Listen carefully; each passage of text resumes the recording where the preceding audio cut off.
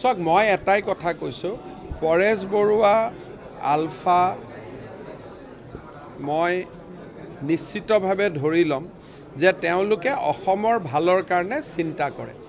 ৰাস্তা বেলেগ বেলেগ হ'ব পাৰে, কিন্তু তেওঁলোকৰ মনতো তেওঁলোকৰ গান ভিডিঅ' ৰেকৰ্ডিং দেখিলে আমি এইটোকে বুজি পাওঁ যে তেওঁলোকে অসম আৰু অসমীয়াক ভাল পায়।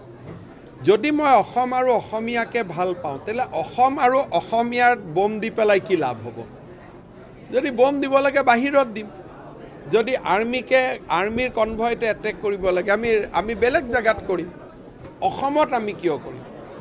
অসমত যদি দিছপুৰত বোম দিওঁ, অসমত যদি যোৰহাটত বোম দিওঁ, এফেক্ট কাৰ হ'ব? অসম আৰু অসমীয়াৰ হ'ব। গতিকে তেখেতসকলক মই আহ্বান জনাম যে যিখন ৰাজ্যৰ কাৰণে আপোনালোকে মৰণপণ সংকল্প লৈছে, যিখন ৰাজ্যৰ কাৰণে 10,000 লোক শ্বহীদ হৈছে, সেইখন ৰাজ্যত তেজৰ ফাকুৰ খেলি কাৰ লাভ হ'ব? গতিকে মই এই কথাটো প্ৰথমৰ পৰাই কৈ আছোঁ। গতিকে মই ভাবোঁ যে অসমত তেওঁলোকৰ পলিটিকেল এক্টিভিটি থাকক, বেয়া নাপাওঁ, কিন্তু অসমত মিলিটেণ্ট এক্টিভিটি থাকিব নালাগে।